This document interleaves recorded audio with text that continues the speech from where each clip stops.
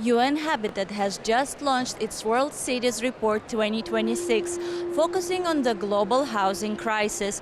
According to the report, nearly 3 billion people worldwide, close to 40% of the world's population, are affected by housing challenges.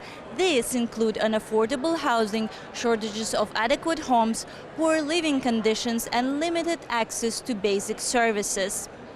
Affordability was one of the key topics raised today. Speakers noted that housing prices in many regions are rising faster than incomes, making adequate housing harder to access. Relocation or displacement needs to be a very last resort. One always needs to explore local solutions before considering moving people in a distance where their livelihoods would have to be disrupted and restarted in another place.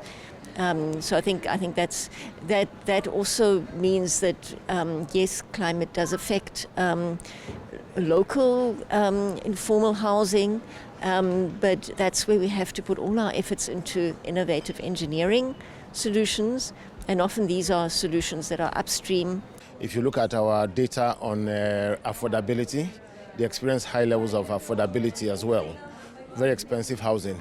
If you go to Asia, Southeast Asia, a lot of they experience housing pressures as well, both informality.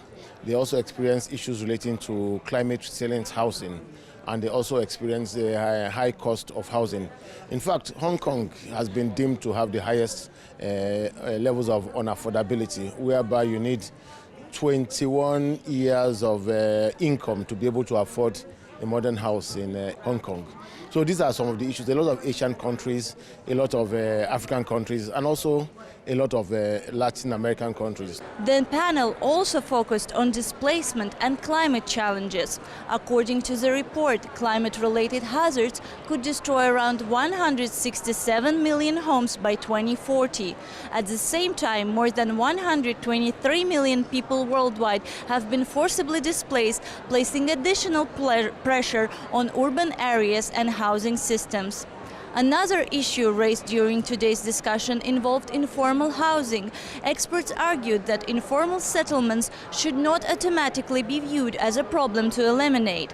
Instead, they said these communities should be included in housing solutions and urban planning efforts. The discussion also looked toward the future. Cities around the world are expected to absorb an additional 2 billion residents by 2050, increasing demand for housing even further. Experts conclude that solving the housing crisis is not only about building more homes, it's about building the right homes, making them affordable, and creating systems that support communities. Reporting from World Urban Forum in Baku, Sabina Abubekir, Zohrab Shirinov, A News.